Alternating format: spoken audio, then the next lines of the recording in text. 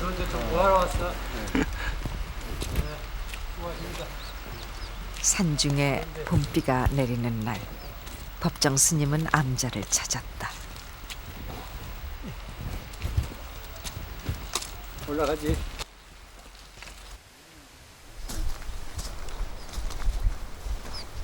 이 소리가 달라져요. 겨울 바람하고 봄하고 소리가 달라요. 들으면은 훨씬 부드러워지고 또 이제 봄 되면은 나는 그래요. 체질적으로 밤에 자다 자꾸 이제 밤중에 깨요. 잠이 적어져 밤중에. 되게 이제 산에 살면은 가을이라든가 봄, 이 바람결에서 느껴요. 바람결에서.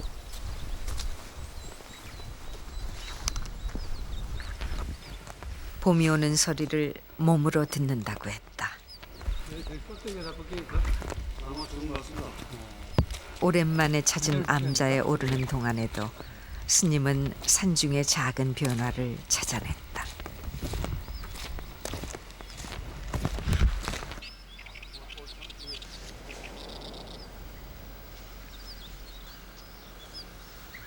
법정 스님은 1년에 두세 번 불이람을 찾는다.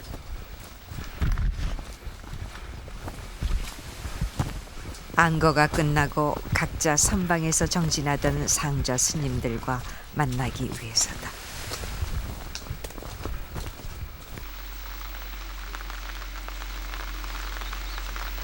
암자는 28년 전 스님이 손수지였다.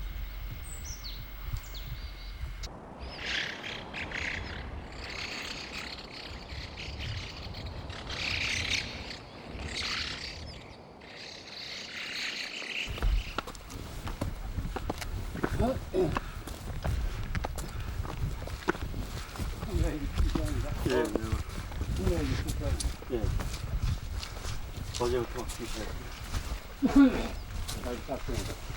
하동은 다 세상이죠. 예. 지금은 불이람을 떠나 다른 곳에 살고 있지만 이맘때가 되면은 암자의 매화 소식이 먼저 궁금했다.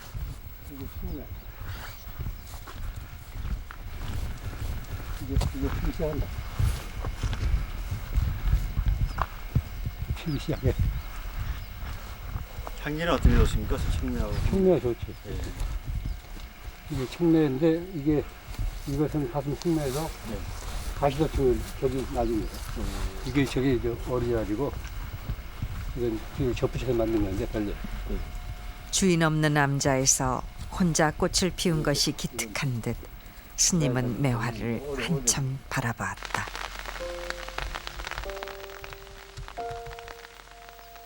문향. 스님은 매화 향기를 맡지 않고 듣는다고 했다. 냄새를 맡듯 매화 향기를 얻으려 하는 것은 어렵게 피어난 꽃에 대한 예의가 아니라는 것이다. 내가 처음 여기 1975년 4월 19일 날 여기로 왔거든. 그때 비가 내리더라고. 뭐 텅 비어 있고 다 이야기 쓰러져 있고.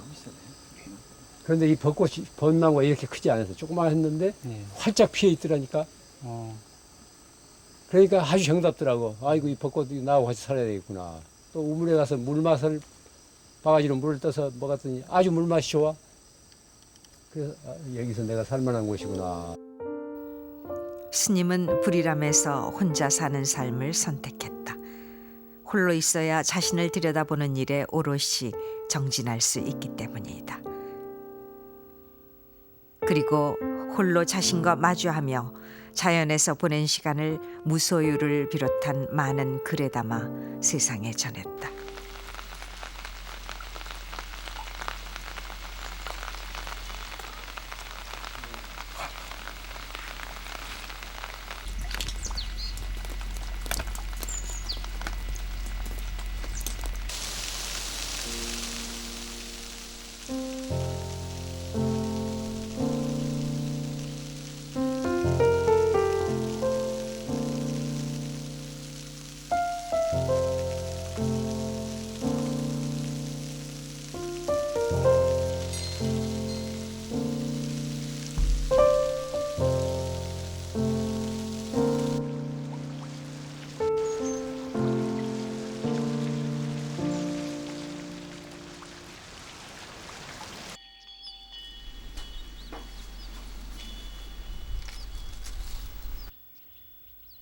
산사의 봄은 아직 쌀쌀하다. 잔솔개비로 군부를 떼는 모습에서도 스님의 간소한 삶이 보인다.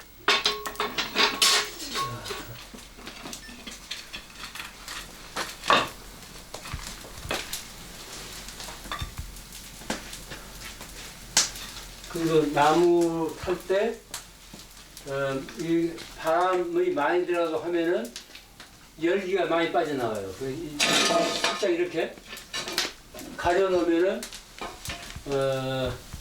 열기가 덜 빠져나가서 방이 보온이 잘 돼. 그런데 카메라에 이게 열어줘야겠네. 네.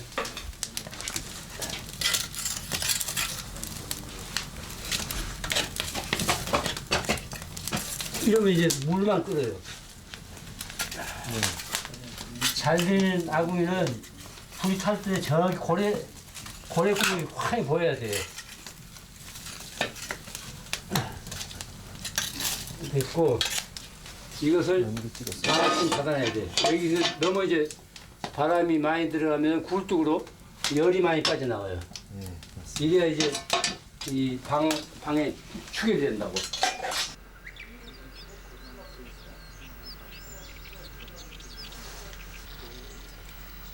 혼자 사는 삶에도 나름대로의 질서가 있다.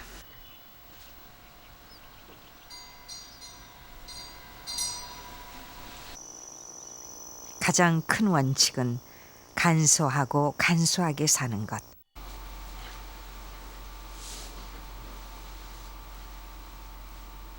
방 안에는 방석 하나와 어둠을 밝히는 호롱불이 전부다.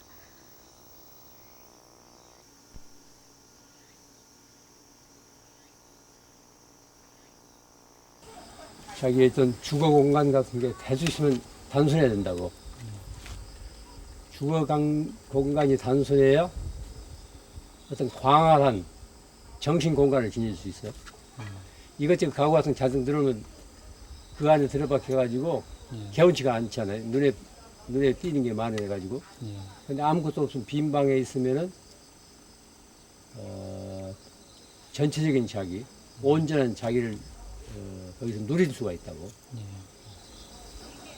그러니까 어떤 의미에서 이제 출가 수행자들은 가장 표현을 이렇게 이제 할 수도 있고 가장 욕심이 많을 걸.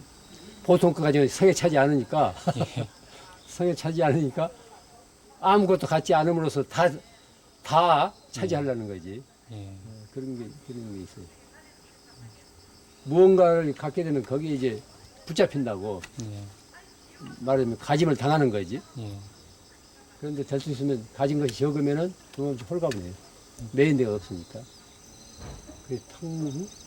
텅 빈 상태에서 어떤 충만감을 느끼는 거예요.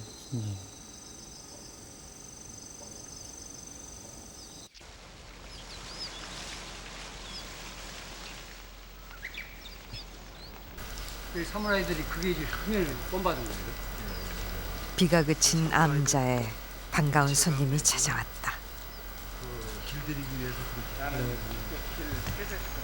달마 스님한테 이제 참배 드리고 나서 거기 대중들이 같이 나면 그래서 한 그릇에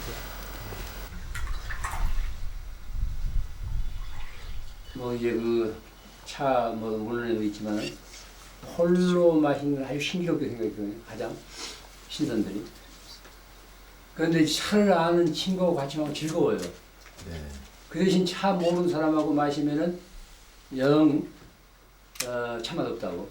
그게 뭐든지 차뿐이 아닐 거예요. 뭐든지 술도 그렇더라고요. 그럴 거예요. 술도 그럴 거고.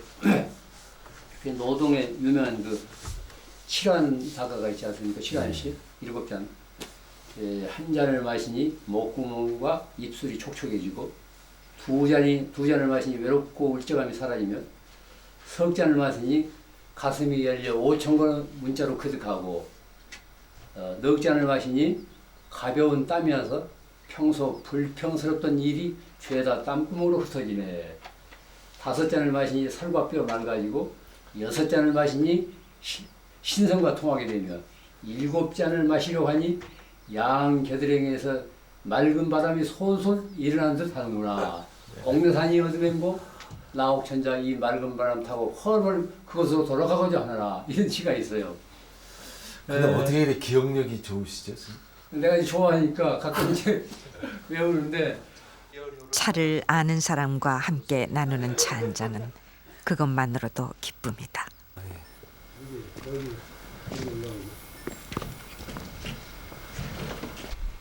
내가 차 마시고 차 찌꺼기를 예. 여기다 늘 묻어주고 그랬더니 아주 건강. 이거 아직 앉아도 안 무너집니까? 괜찮아요. 괜찮습니까? 내가 이제 와서 넘어갈 것 저기 같은데. 이제 부엌바닥에 최초로 만든 의자라. 이것도 거의 상한 것 같은데. 최초로 만든 의자인데 처음에는 이게 장작으로 했어요. 장작이 지압은 되는데 아프더라고. 그 이것만 갈았어. 근데 오래돼가지고 이제 덜렁덜렁하네. 스님은 승려가 되지 않았으면 목수가 됐을 것이라고 했다. 의자는 간소하고 간소하게 살고 싶은 스님을 보여준다. 그리고 스님이 떠나면 그의 빈자리를 지킨다.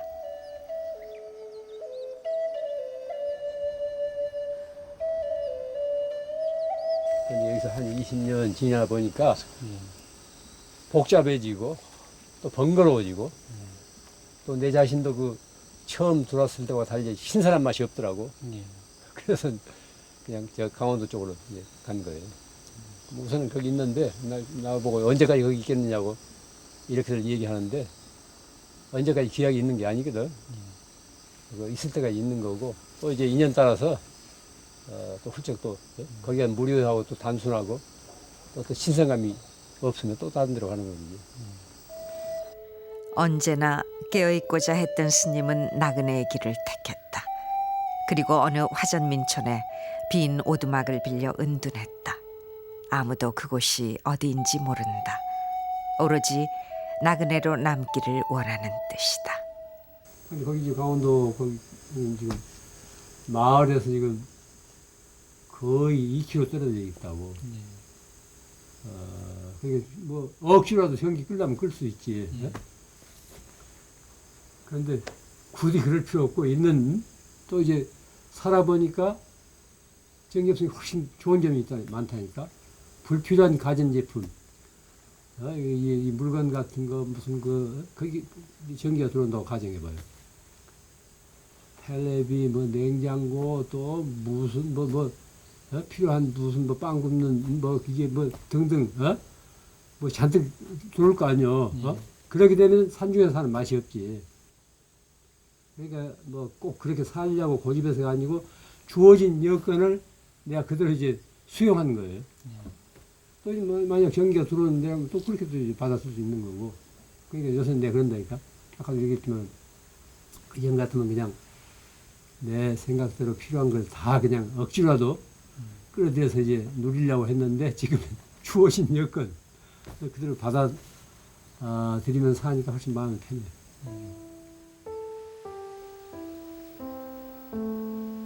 스님의 거친 손이 혼자 사는 삶을 말해준다.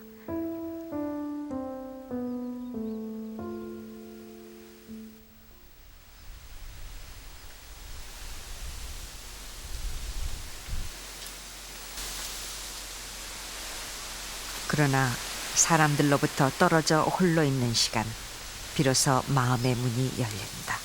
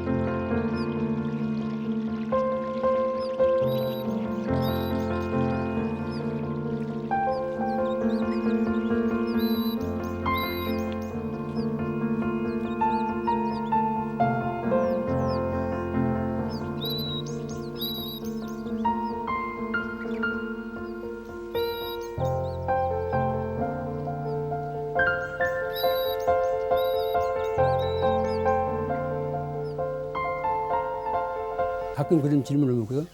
그런 질문을 받아요. 스님이 이렇게 이제 산중에서 혼자 사는데 도대체 세상에 무슨 의미가 있느냐. 내가 그런 소리 듣고 스스로 좀 많이 반성해. 그렇겠구나. 내가 이렇게 사는 것이 세상에 어떤 의미가 있지? 근데 가끔 이제 나를 만난 사람들이 내 이렇게 이제 살아가는 모습을 보고 뭐, 기뻐한다고, 즐거워하고 또 그런 걸 볼 때 뭐 이런 식으로 살아도 세상에 큰 폐해는 되지 않겠구나. 뭐 이런 생각을 해서 스스로 만족을 하지 않지만은 우선은 뭐 이런 식으로 이제 살고 있고 또 내가 뭐 세상을 모른 채 하지 않고 그냥 내가 자연에서 얻어들은 어떤 삶의 교훈이라든가 자연의 어떤 신비라든가 아름다움을 뭐 그때그때 기회 있을 때마다 말로 글로 뭐 전하고 있는 것으로서 이제 밥값의 뭐 일부를 하고 있다고 이렇게 말합니다.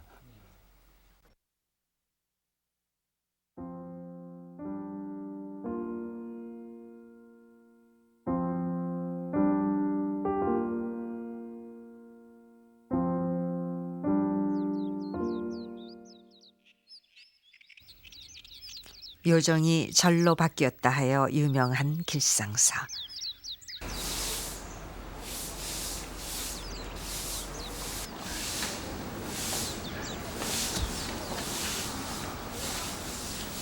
두 달에 한 번 법정 스님은 산에서 내려와 길상사에서 법문을 한다.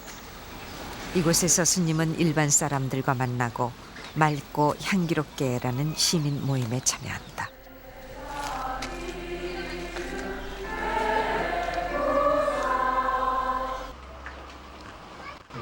이 4년 전 이 자리에서 저는 이렇게 말한 적이 있습니다. 요즘 절과 교회가 거대하고 호사스럽게 치장하고 흥청거리는 것이 마치 이 시대의 유행처럼 되고 있는 현실에서 이 길상사는 가난하면서도 맑고 향기로운 도량이 되었으면 하고 원했습니다. 길상사와 맑고 향기롭게 이른 허례와 허식, 드러내는 것을 싫어하는 스님의 유일한 사회 활동이다. 드러내지 않고 소외된 이웃과 함께, 자연과 함께하며 향기를 주위에 전하는 삶이 맑고 향기롭게의 뜻이다. 점심들 자주 하세요. 요정 대원각의 소유주이던 김영한 할머니는 스님의 뜻을 따르고자 기부를 요청했고 10여 년의 거절 끝에 스님은 할머니의 뜻을 받아들였다. 요정이 사찰로 바뀐 첫날, 김수환 추기경이 길상사를 찾았다.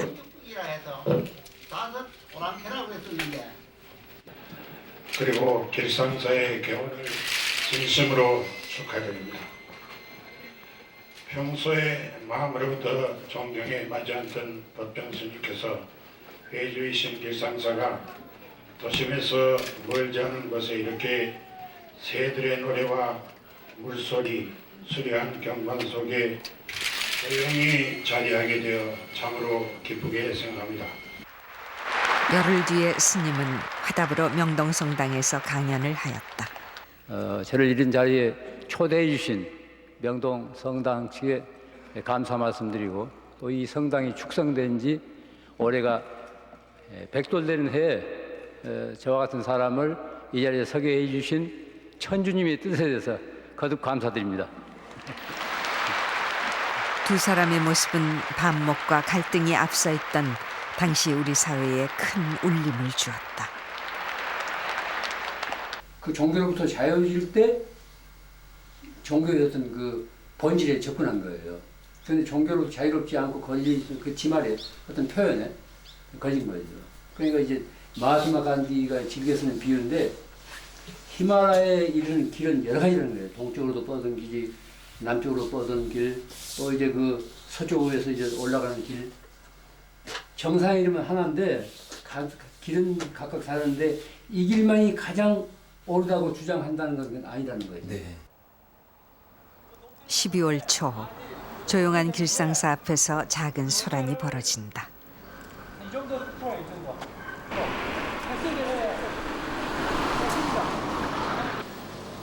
매년 이 즈음이 되면은 교회보다 성당보다 먼저 예수님의 탄생을 축하한다.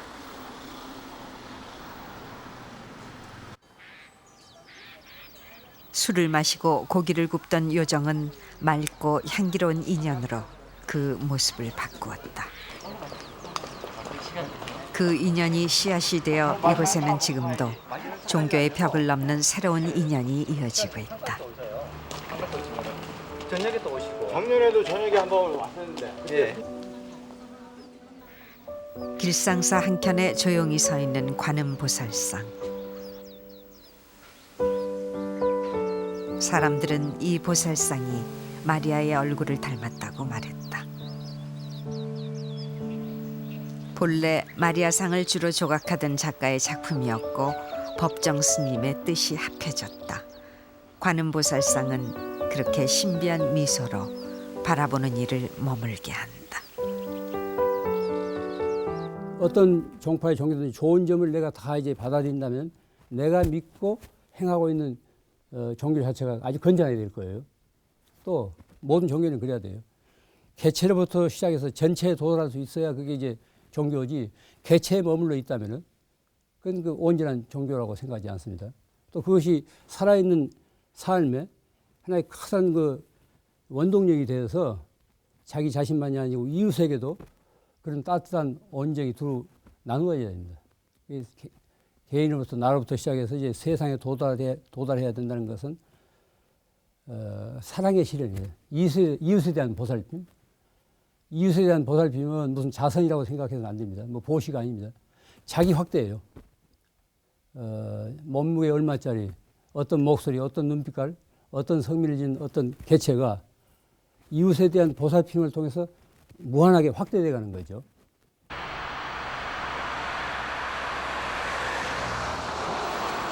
지난 2002년 10월 미국 뉴욕에 있는 불광선원에서 법정 스님의 법회가 있었다. 좀처럼 외부 법회를 하지 않는 스님이고 보면 이번 법회는 이례적이다. 형식적인 자리에 얼굴 보이는 것과 일 벌리는 사람들과 함께 있는 것을 싫어하기 때문이다. 천막 속에서 불상도 없이 이루어지는 작은 법회였지만 많은 사람이 모여 법문을 들었다. 제 이름은 법정 스님입니다. 법정 큰 스님이 아니에요. 분명히 알아두십시오. 네 나라 중에 스님이 미국까지 와서 법회를 한 이유는 달리 있었다. 이라크와 함께 자, 하나, 둘. 테러와의 전쟁 중인 미국 사회를 바로 보기 위함이었다. 잉크에서도 나오는 건가? 나올 거예요. 언니 그냥 눌러도 돼요. 보고.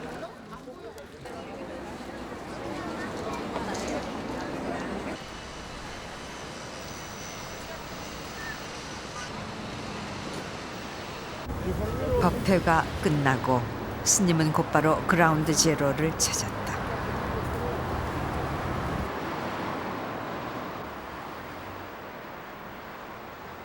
수많은 생명을 앗아간 이곳엔 아직도 그날의 상처가 생생히 남아있다.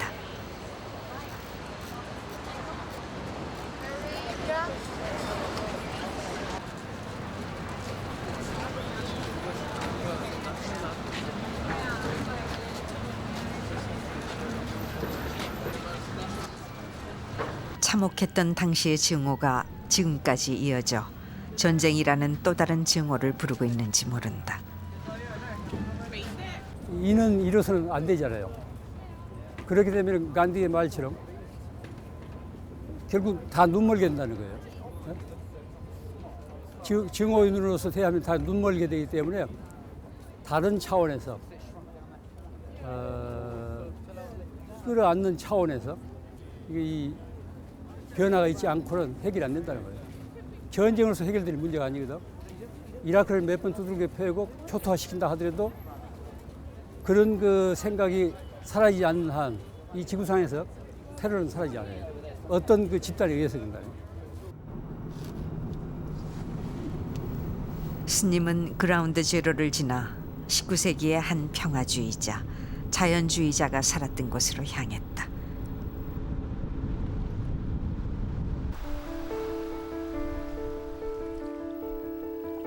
월드는 둘레가 1km 정도에 불과한 조그만 호수다.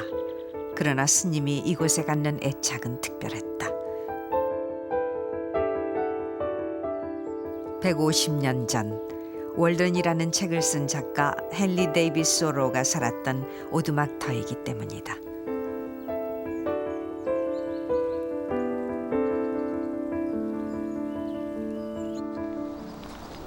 여기가 이제 케빈 터널이 나와요. 소로는 이 숲에 작은 오두막을 짓고 살았다. 이곳에서 움튼 소로의 사상은 스님의 삶과 맞닿아 있다. 굴뚝터라고 돼 있네. 네. 침리방. 그러니까 여기서 2년 2개월밖에 안 살았어. 참 2년 2개월이라는 세월이면 좀 길면 길지만 또 짧은 세월인데. 네. 한 생에서 보면은 그렇게 이제 긴 기간 아닌데 하여튼 여기 2년 2개월 동안 여기서 산 기간이 솔로의 생애 중에서 가장 아름답고 의미 있는 생애였다는 시간이 계기였다는 거예요. 아까도 얘기했지만 여기 이제 들어올 때는 학생으로 들어왔다가 나갈 때는 스승이 돼서 나갔다는 거죠. 누가 가르쳐 줬을까요? 그분이 스승이 되게끔. 자연이 가르칠 자연. 숲에서 자급자족하며 홀로 살았던 소로. 생전에 그는 자신이 쓴 글로 그 어떤 명성도 얻지 못했다. 그러나 호숫가에 오두막을 지어 간소한 삶을 살았고 그 경험을 기록한 책 월드는 19세기 출판물 가운데 가장 중요한 책으로 평가받고 있다.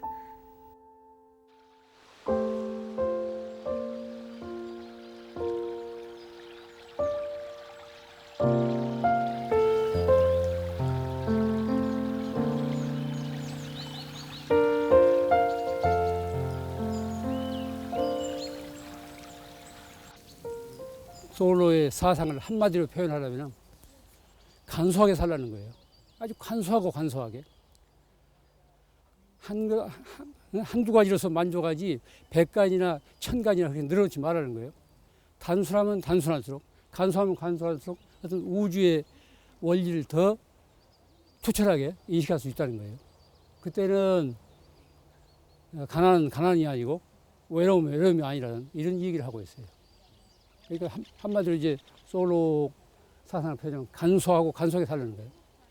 너무 많은 것을 지니고 사는 현대인에게 그건 훌륭한 메시지죠.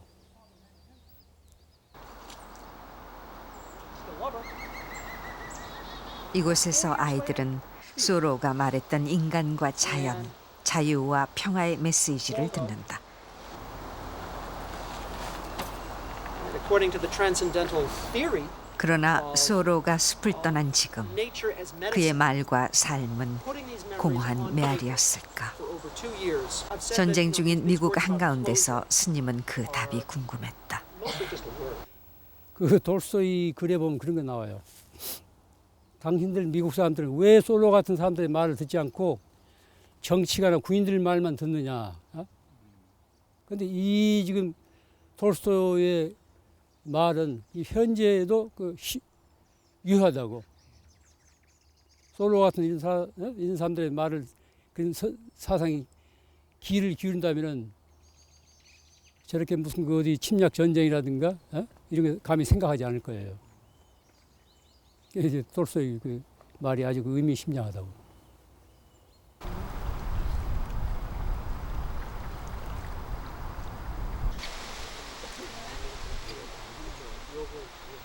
스님은 자신에게 가장 큰 영향을 준 사람으로 간디와 소로를 꼽는다. 월든 호수 앞에서 스님은 그들과 함께 서 있었다.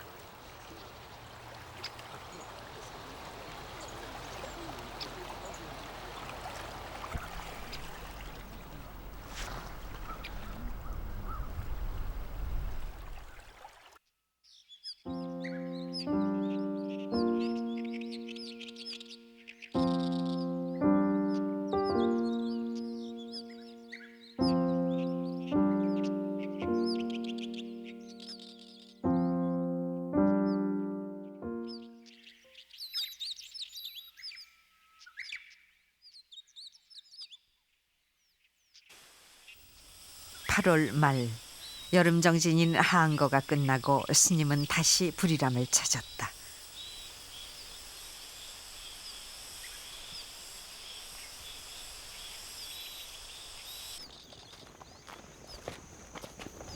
그래서 큰 스님들 보고 축지법 쓰신다고 그러시나봐요. 뭐? 축지법 쓰신다고 그러시나봐요. 걸음이 굉장히 빠르셔요. 산에서 사는 사람하고 마을 사람하고 손길이 걸리면 달라요. 천천히 다니면 더 피곤하다고. 그러니까 자기 걸음 리듬을 타면 안 피곤해.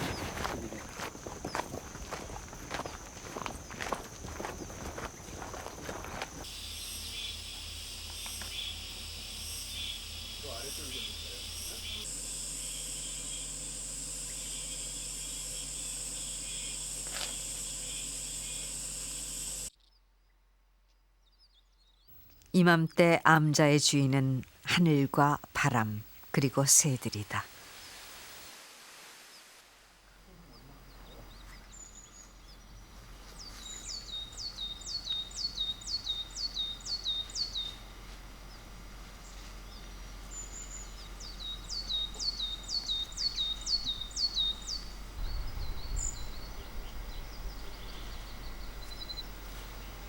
물과 한 줌의 빵 부스러기, 스님이 만든 헌식대에 조촐한 밥상이 차려졌다.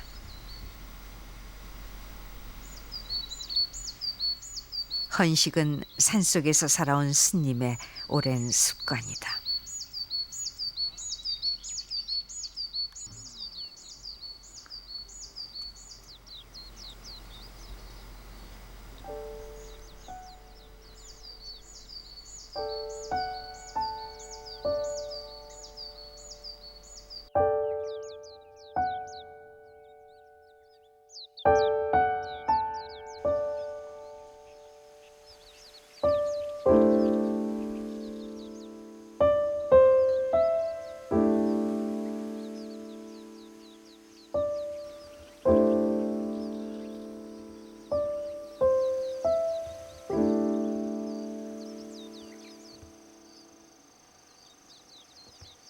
좋은 말씀으로부터 해방되라는 거예요.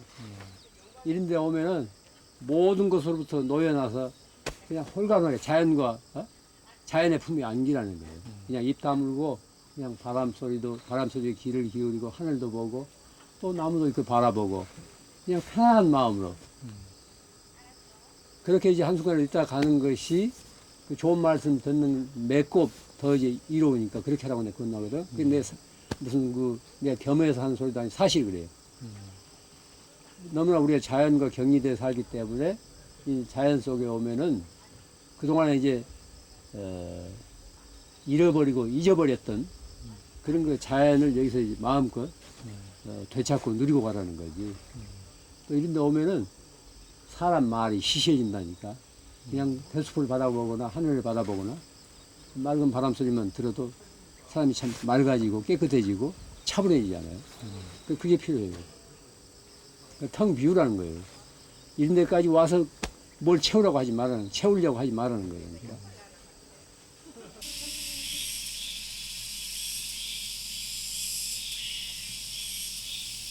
땅을 파서 만든 작은 연못에 하얀 연꽃이 피었다. 안에 뭐가 있는 것 같아요. 뭘 벌레가 있는. 지난해 옮겨 심은 백년이 드디어 꽃을 피운 것이다. 꽃은 굉장히 많이 먹어.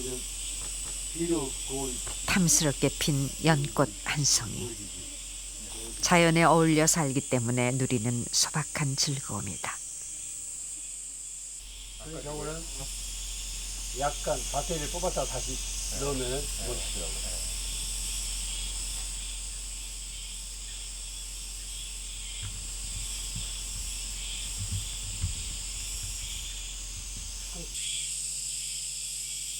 하늘과 산, 자연 속에는 사람들이 놓치고 사는 것들이 숨어 있다. 밤에 자다가 달 보니까 달 보느라고 숙면이 안 돼. 가끔 일어나서 문 좀 여는 거 보고. 그게 이제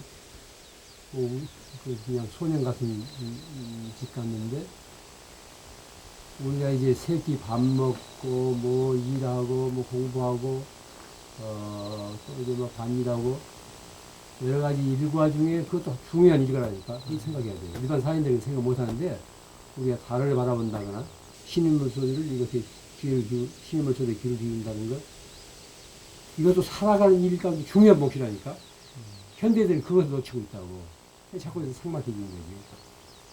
그런 것을 자연을 접합으로 해서 사람이 시들게 하죠. 그런 어떤 어떤 삶의 리듬 같은 걸 지닐 수 있다고. 도시에서는 그거 안 되잖아요. 그러니까 뭐 머리만 회전만 빠르지 가서는 자꾸 이제 메말라가고 상만해서 그런다고. 근데 이제 달을 본다든가 별을 본다든가 바람 속에 이렇게 길을 기운다든가 들어가는 물가에서 이제 물 들어가는 본다든가 하면 중요한 나는 그렇게 생각해요. 중요한 일과 같은 그 참선이라든가 독경하는 것에 못지않은 중요한 일과라니까 그런 것을 통해서 어떤 자기 나름대로 시들지 않는 그런 그 뜰을 가꾸는 거예요. 겨울에서는 저쪽에서 여름에는 이제 여기서 어떤 때는 이 조계산 상봉 이쪽에서 공이 굴러내린 것처럼 그렇게 뜬 때가 있어요. 자, 오늘 저 발이 좋겠어. 발 보러 갑시다. 저녁 먹고. 봉숭아도 뭐 보고. 이게 차나무예요, 차나무. 스님은 작은 차나무 한 그루를 보여주었다. 여기서 이제 차나무에 새순이 돋은 것이다. 이 새 해처럼 생겼다고 그래서 이걸 이제 덮어가지고 참. 스님은 말씀 중에나 움직이는 중에도 나무 한 그루 풀 한 포기의 작은 움직임을 알아보았다.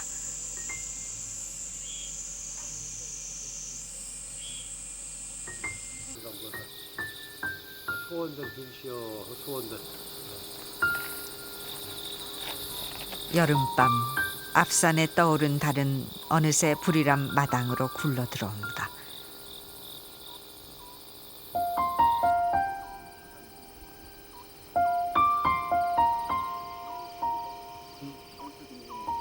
이 시간 마당에서는 달맞이 꽃이 한창이다.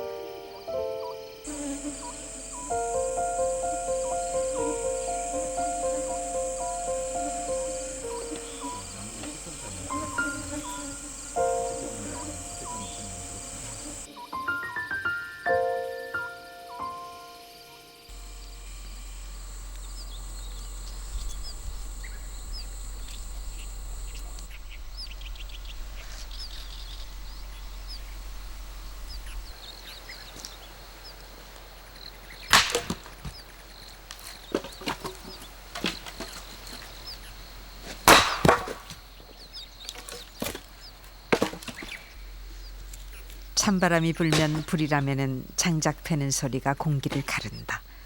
산중에서 겨울을 나기 위한 준비다.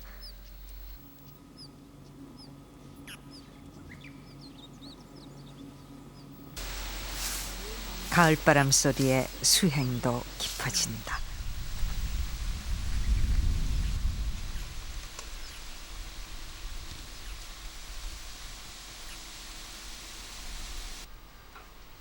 참선에 들어간 상저 스님을 대신해 정갈한 닭이가 산사를 지키고 있다.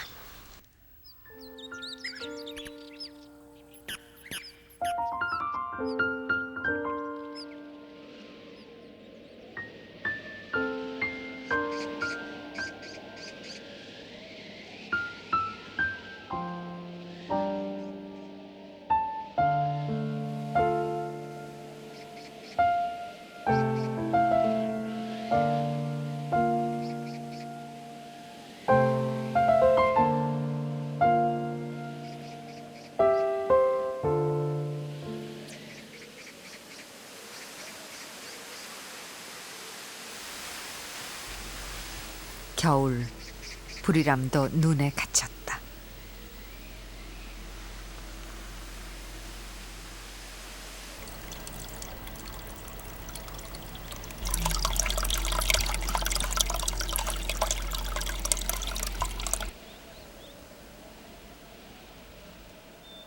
정진 중이던 상저 스님이 헌식대에 물을 놓기 위해 밖으로 나왔다.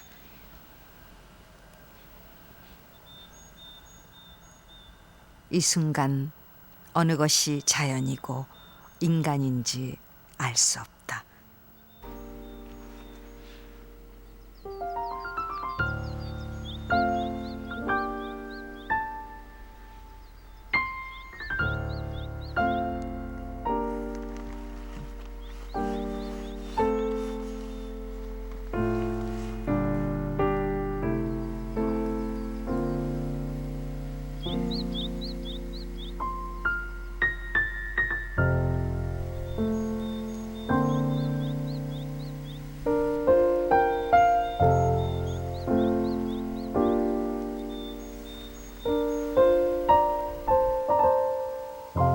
새들이 가고 암자는 소리 없이 적막하다.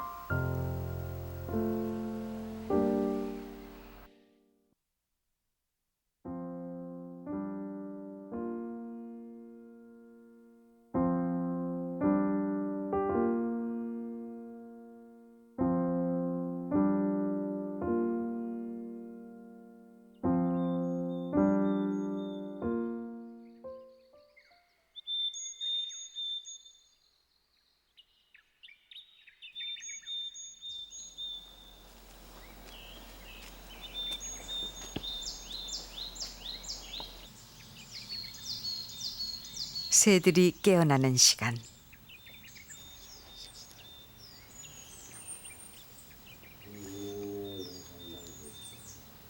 스님의 하루는 예불로 시작된다. 누구의 간섭도 허락하지 않는 경건한 시간.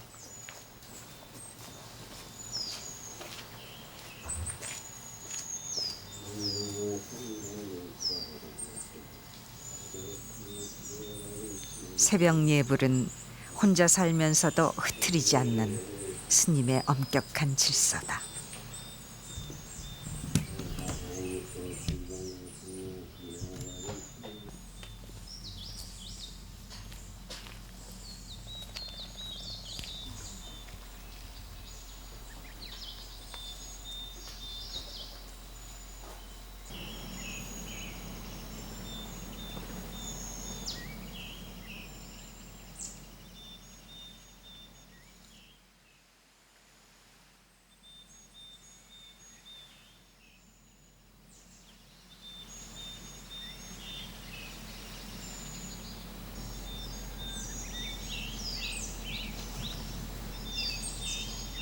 화두라고 할까요?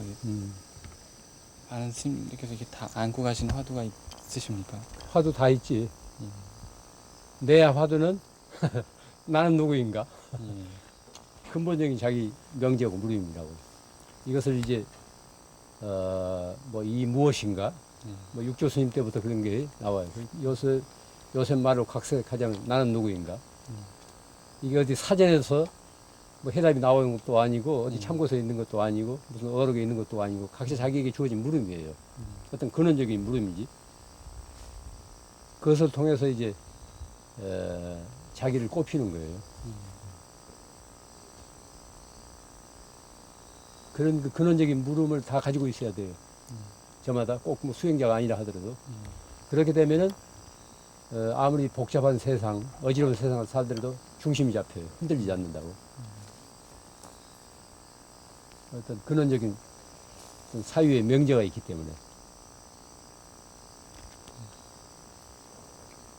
그 해답 찾기는데 정말 힘들지 않을까요? 일반인. 해답? 예. 물론 해답은 깨달음을 통해서 이제 하루아침에 갑자기 해답이 나오는 수도 있지만 순간순간, 뭐 궤변 같지만 순간순간 그 물음을 통해서 그렇게 살고 있는 거예요. 나는 누구인가라고 할 때 내가 지금 어떻게 살고 있는가, 그것과 동시에 연관된다고. 그러니까 함부로 살 수 없는 거예요. 또 순간순간의 그 삶이 자기를 형성하고 자기를 펼쳐 보이는 일이기 때문에.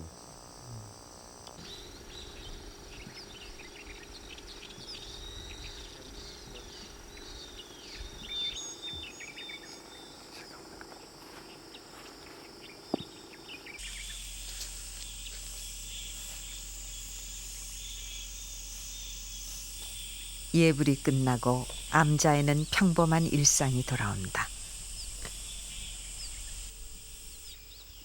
손수 밥을 짓듯 빨래는 매일 해야 하는 일과다.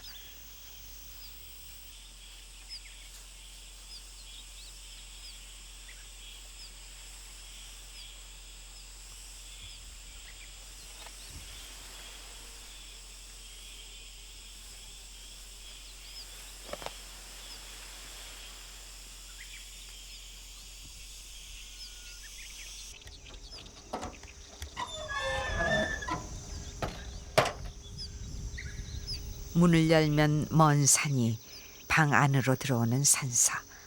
모든 것이 적막하다.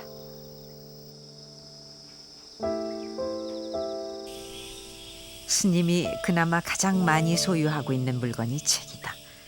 책을 아끼고 즐겨하지만 동시에 책 버리는 일을 수없이 되풀이하며 간소한 삶의 질서를 지킨다.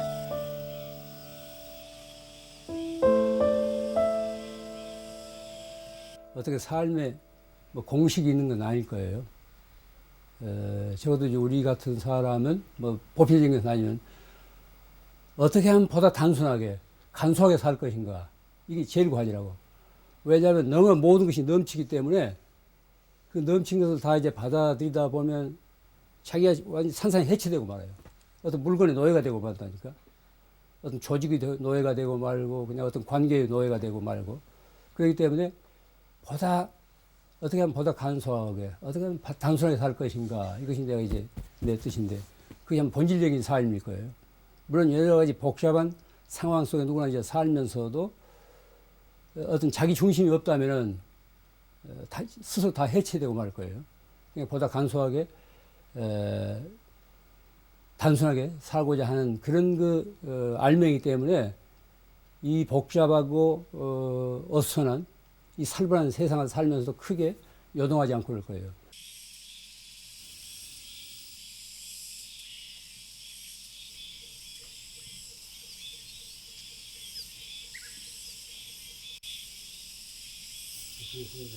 스님이 상저 스님과 찬물을 다리고 있다.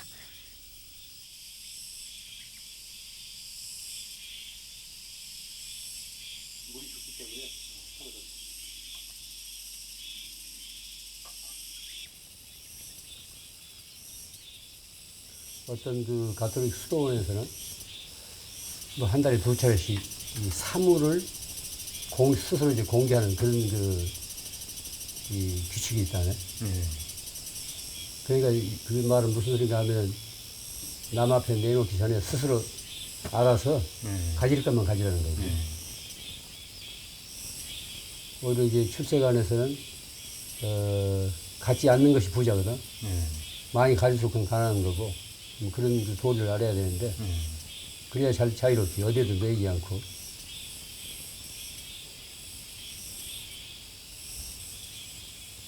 그 누구 주려면 살아있을 때 줘야 돼요. 물건이란 그래. 그 물건을 가졌던 주인이 죽게 되면 그 물건도 다시 같이 죽더라고, 비칠 일을. 누가 이제 죽은 스님들 물건 가지라면 썩득해서 안 가진다고. 살아있을 때 주면은 너도 갔는데, 그 물건도 그 사람이 죽으면 같이 따라서 죽기 때문에, 뭐, 죽을 수 있으면 살아있을 때 줘야죠.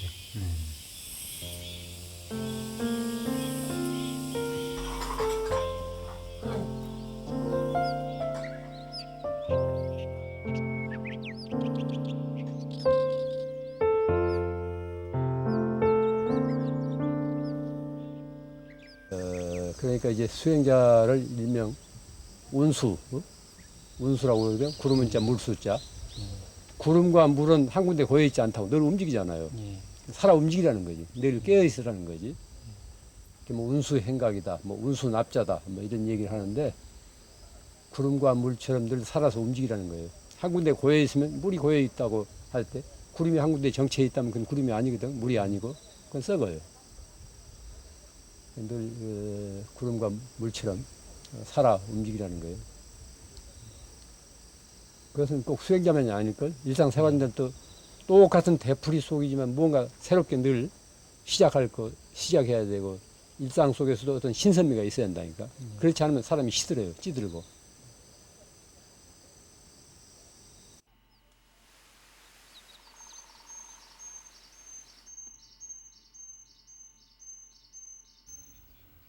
깊은 산속의 암자에는 어둠이 일찍 찾아온다.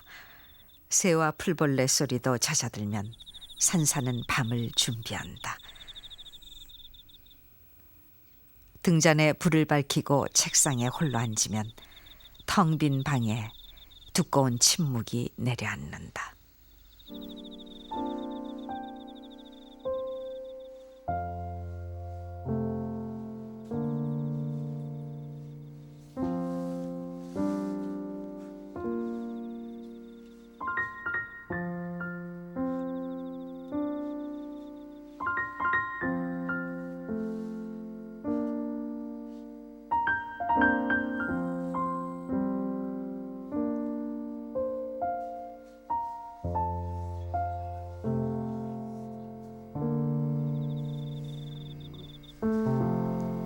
처음에는 한밤중에 일어나면 밤이 두려웠다고요. 밤에도 기침이 나오니까. 근데 요즘은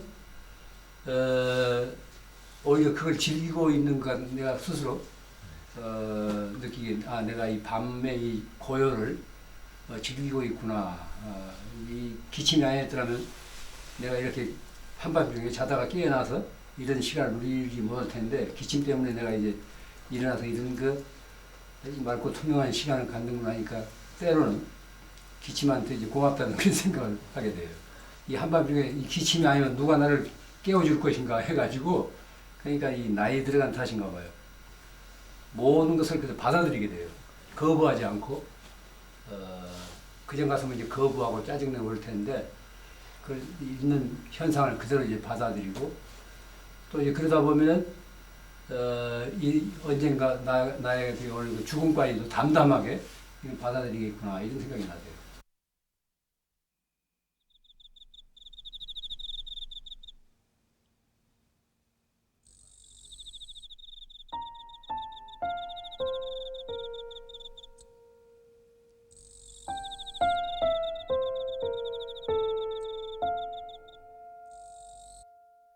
쌍둥이라 하더라도 다 특성이 있다고.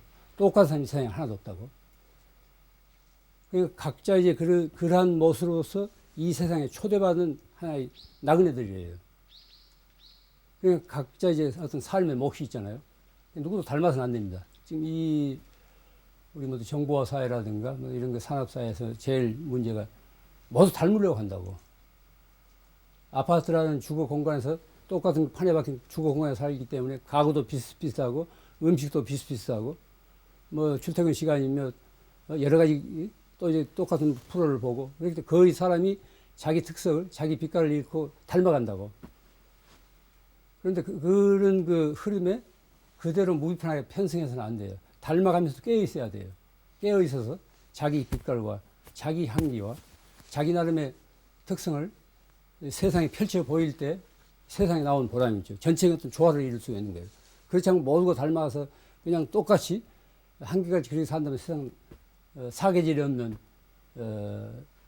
세태처럼 상막할 거예요.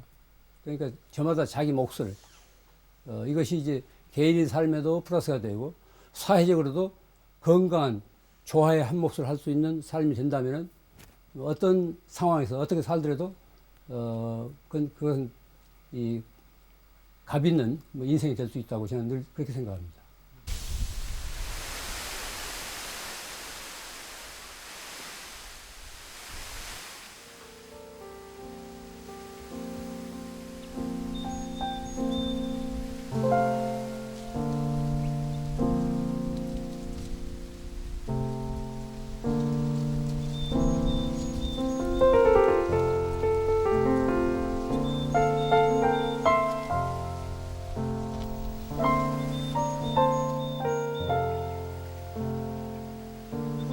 스님은 다시 산을 떠난다. 우리는 스님이 가는 곳이 어디인지 묻지 않았다. 대신 스님이 우리에게 묻고 있다. 당신은 지금 어디 있는가? 내 말을 듣고 있는 당신은 어디 있는가?